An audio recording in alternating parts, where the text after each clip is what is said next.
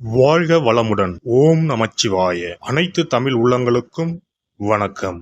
அனைவருக்கும் இனிய புத்தாண்டு வாழ்த்துக்கள். 2026ஆம் ஆண்டு பிறக்க இன்னும் ஒரு சில நாட்களே உள்ளன. ஒரு வருடம் என்பது சாதாரண விஷயம் கிடையாது. 12 மாதங்களில் ஒருவரின் வாழ்க்கை மேலேயும் போகும், சரிந்து கீழேயும் போகும். 12 மாதங்களில் ஒருவரின் வாழ்க்கை தலைகீழாக கூட மாறும். அந்த வகையில் உங்கள் வாழ்க்கையில் என்ன மாதிரியான மாற்றங்கள் எல்லாம் நடக்கும், உங்களுக்கு எதில் ஏற்றம் ஏற்படும், எதில் சறுக்கல் ஏற்படும் என்று சற்று விரிவாக காண்போம். இந்த ஆண்டின் தொடக்கத்தில் கிரகநிலைகள் என எடுத்துக்கொண்டால், குடும்பஸ்தானத்தில் சந்திர பகவானும், சகோதரஸ்தானத்தில் குரு பகவானும், புத்திரஸ்தானத்தில் கேது பகவானும், பாக்கியஸ்தானத்தில் சூரியன், செவ்வாய், புதன், சுக்கிர பகவானும் உள்ளனர். லாபஸ்தானத்தில் ராகு பகவானும் சனி பகவானும் உள்ளனர். குரு பகவான் 5ஆம் பார்வையாக துலாம் ராசியையும், 7ஆம் பார்வையாக தனுசு ராசியையும், 9ஆம் பார்வையாக கும்ப ராசியையும் பார்வையிடுகிறார். சனி பகவான் 3ஆம் பார்வையாக மேச ராசியையும், 7ஆம் பார்வையாக சிம்ம ராசியையும், 10ஆம் பார்வையாக விருச்சிக ராசியையும் பார்வையிடுகிறார்.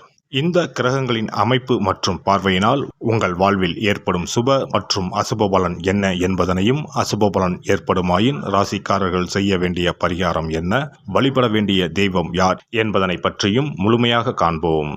பிறக்கப் போகும் இந்த புது வருடம் உங்கள் வாழ்வில் வளமும் நலமும் செல்வ செழிப்பும் பெற்று வாழ்வில் உயரிய நிலையை அடைய எல்லாம் வல்ல எம்பெருமானை வேண்டி விரும்பி கேட்டுக்கொள்கிறேன். அனைவரிடமும் அன்பு மனதுடன் செயல்படும் கடகராசி அன்பர்களே, இந்த ஆண்டு இனிமையான பேச்சுக்கள் மூலம் எதிலும் வெற்றி அடைவீர்கள்.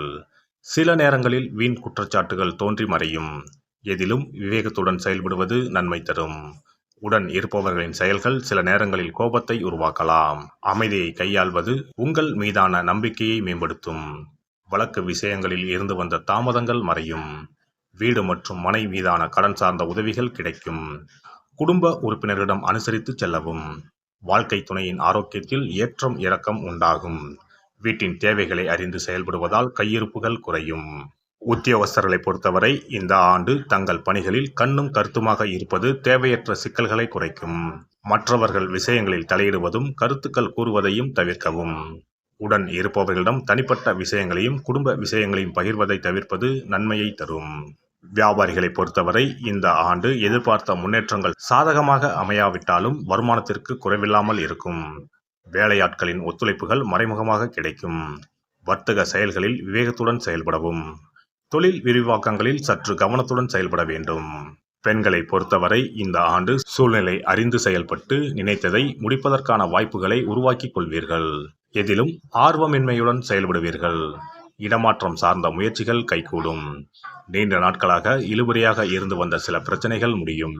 மற்றவர்களின் செயல்களில் தலையிடாமல் இருப்பது நல்லது. அரசியல்வாதிகளை பொறுத்தவரை சில புதிய அனுபவங்கள் கிடைக்கும். உயர் பொறுப்பில் இருப்பவர்களின் நட்பும் ஆதரவும் கிடைக்கும். ஆதாயத்தை எதிர்பார்க்காமல் கடமைகளை சரிவர செய்வதன் மூலம் எதிர்காலத்தில் நல்ல பலன்கள் கிடைக்கும். கட்சி நிமித்தமான வெளியூர் பயணங்கள் செல்ல நேரலாம். சக அரசியல்வாதிகளிடம் ஒற்றுமையும் உற்சாகமும் பிறக்கும். கலைத்துறையில் இருப்பவர்களுக்கு இந்த ஆண்டு குழப்பமான மனநிலைகள் அவ்வப்போது ஏற்பட்டு கொண்டே இருக்கும். பொருள் வரவுகளில் காலதாமதங்கள் உருவாகும். பணிகளில் சில நுட்பங்களை புரிந்து விரைவாக செய்து முடிப்பீர்கள். கலகலப்பான பேச்சுக்கள் மூலம் சிக்கல்களை கையாண்டு புதிய வாய்ப்புகளை உருவாக்கிக் கொள்வீர்கள். மாணவர்களை பொறுத்தவரை இந்த ஆண்டு தேர்வுகளில் நல்ல மதிப்பெண்களை பெற கூடுதல் நேரங்களையும் ஆலோசனைகளையும் பெற வேண்டும். எதிர்காலம் குறித்த சிந்தனைகளும் எண்ணங்களும் அதிகரிக்கும். உயர்கல்வியில் சிறு சிறு தடுமாற்றங்கள் ஏற்பட்டு நீங்கும். சக மாணவர்களிடத்தில் விட்டுக் கொடுத்து செயல்படவும். இந்த வருட கிரக அமைப்புகள் அடிப்படையில் கடகராசி அன்பர்களுக்கு போட்டியாக இருந்தவர்கள் விலகிச் செல்வார்கள். உயர் பதவிகள் குறித்த இலக்குகளும் எண்ணங்களும் பிறக்கும். இந்த வருட கிரக அமைப்புகள் அடிப்படையில் கடகராசி எதிலும் முயற்சிகளை மேம்படுத்த வேண்டும். சிந்தனை போக்கில் சற்று கவனத்துடன் இருக்க வேண்டும். சனிக்கிழமை தோறும் காவல் தெய்வங்களை வழிபாடு செய்து வர காரியங்களில் இருந்த தடை தாமதங்கள் நீங்கி வெற்றி உண்டாகும். சிறப்பு தொகுப்பு. புத்தாண்டு அன்று செல்வம் பெருக நாம் என்ன செய்ய வேண்டும் என்பதனை பற்றி காண்போம். புத்தாண்டு அன்று நாம் சில விஷயங்களை செய்வதன் மூலம் வீட்டில் செல்வ செழிப்பும் அதிர்ஷ்டமும் மகாலட்சுமி கடாட்சமும் உண்டாகும். ஆகையால் புத்தாண்டு அன்று அதிர்ஷ்டம் தரக்கூடிய வகையில் சில விஷயங்களை கட்டாயம் செய்ய வேண்டும். இன்னும் சில நாட்களில் 2026ஆம் ஆண்டு பிறக்கப் போகிறது.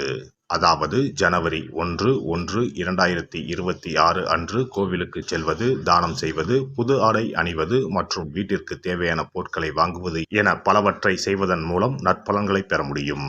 பொதுவாக பெரும்பாலான வீடுகளில் எதிர்மறையான எண்ணங்கள் எப்போதும் இருந்து கொண்டே இருக்கும். இதனால் வீட்டில் அதிர்ஷ்டம் என்பதே இருக்காது. முக்கியமாக குடும்பத்தில் மகிழ்ச்சி என்பதே இருக்காது. இவை அனைத்திற்கும் தீர்வு கடவுள் வழிபாடு ஒன்றே ஆகும். கடவுளுக்கு உரிய பொருட்களை வாங்கி வழிபடுவதன் மூலம் வீட்டில் நேர்மறை ஆற்றல் பெருகி குடும்பத்தில் மகிழ்ச்சியும் செல்வ செழிப்பும் உண்டாகும். புத்தாண்டு அன்று வாங்க வேண்டிய 3 முக்கியமான பொருள்: துளசி இலை, ஏலக்காய், கல்உப்பு. துளசி இலை, ஏலக்காய், கல்உப்பு ஆகிய 3ம் மகாலட்சுமியின் அம்சம். ஆகையால் வருடத்தின் முதல் நாள் அன்று மேற்கூறிய 3 பொருட்களை வாங்குவதன் மூலம் வீட்டில் செல்வ செழிப்பு உண்டாகும்.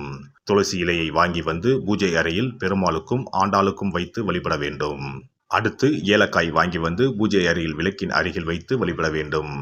செல்வ செழிப்பு உண்டாக்குவதில் கல்உப்பு முக்கியமான பொருளாகும். ஆகையால் கல்உப்பை வாங்கி கட்டாயமாக பூஜை அறையில் வைத்து வழிபட வேண்டும். வாங்க வேண்டிய பிற பொருட்கள் என எடுத்துக்கொண்டால் மல்லிகைப்பூ, மஞ்சள், குங்குமம், சர்க்கரை, இனிப்பு, பசும்பால், குத்துவிளக்கு ஆகியவற்றையும் வாங்கலாம். புத்தாண்டு அன்று அதிகாலை எழுந்து குளித்து பிரம்ம முகூர்த்தத்தில் பூஜை அறையில் விளக்கேற்றி வழிபட வேண்டும். அடுத்து கோவிலுக்கு சென்று அபிஷேக பொருள் வாங்கி கொடுத்து தரிசனம் செய்ய வேண்டும். முக்கியமாக புத்தாண்டு அன்று ஏழை எளியவர்களுக்கு தானம் செய்ய வேண்டும். மேலும் அறுசுவை உணவுகளை சமைத்து கடவுளுக்கு படையலிட்டு வழிபடுவது நல்லது. புத்தாண்டு அன்று பிறருக்கு கடன் தரக்கூடாது. நல்ல நாட்கள் மற்றும் விசேஷ நாட்களில் பிறருக்கு கடன் கொடுப்பதன் மூலம் வீட்டில் அதிர்ஷ்டம் குறையும். ஆகையால் சுப நாட்களில் பிறருக்கு கடன் அளிப்பதை முற்றிலும் தவிர்த்து விடுங்கள். புத்தாண்டில் நமக்கு நன்மைகள் அதிகம் நடைபெற வேண்டும். 2025ஆம் ஆண்டில் சந்தித்த பிரச்சனைகள், துன்பங்கள், போராட்டங்கள், கஷ்டங்கள் ஆகியவற்றில் இருந்து விடுபட வேண்டும் என்பதே அனைவரின் விருப்பம்.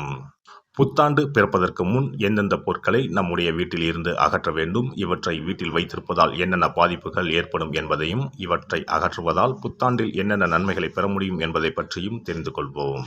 வீட்டில் இருந்து உடைந்த அல்லது சேதமடைந்த பொருட்களை அகற்றுவதால் அதிர்ஷ்டங்கள் ஏற்படுவதில் இருந்து விடுபடலாம். இவைகள் எதிர்மறை ஆற்றல்களை எளிதில் ஏற்கக்கூடியவையாகும். உடைந்த பொருட்கள், பழுதான சாதனங்கள், விரிசல் விழுந்த கண்ணாடி, உடைந்த நாற்காலி ஆகியவற்றை வீட்டில் இருந்து அப்புறப்படுத்திவிட்டு புதியவற்றை வாங்கலாம். நல்ல நிலையில் இருக்கும் பொருட்களாக மாற்றுவதால் வளர்ச்சி, நேர்மறை ஆற்றல்கள் ஏற்படும். பழைய துணிகள், புத்தகங்கள், பாத்திரங்கள் ஆகியவற்றை வீட்டில் இருந்து வெளியேற்றி விடலாம். வேறு யாருக்காவது தானமாகவும் அல்லது மறுசுழற்சி முறையில் பயன்படுத்தக்கூடியதாகவும் மாற்றி அமைக்கலாம். இதனால் நேர்மறையான விஷயங்கள் எப்போதும் வீட்டில் நடந்து கொண்டே இருக்கும். தேங்கிய நீர், காய்ந்த பூக்கள் ஆகியவற்றை வீட்டில் இருந்து தூக்கி எறிவதால் எதிர்மறை ஆற்றல்கள் வீட்டில் பரவுவதை தடுக்கலாம். புதிதாக இருக்கும் மலர்கள், புதிய தண்ணீர் ஆகியவற்றால் வீட்டில் எப்போதும் புத்துணர்ச்சி நிறைந்திருக்கும், மகிழ்ச்சி மலரும். காலாவதியான உணவுப் பொருட்கள், மருந்துகள், அழகு சாதன பொருட்களை வீட்டில் வைத்திருப்பதால் வீட்டில் தேக்க நிலை, எதிர்மறையான சூழல் இருந்து கொண்டே இருக்கும். இதனால் வீட்டில் அடிக்கடி நோய்களும் வந்து கொண்டே இருக்கும்.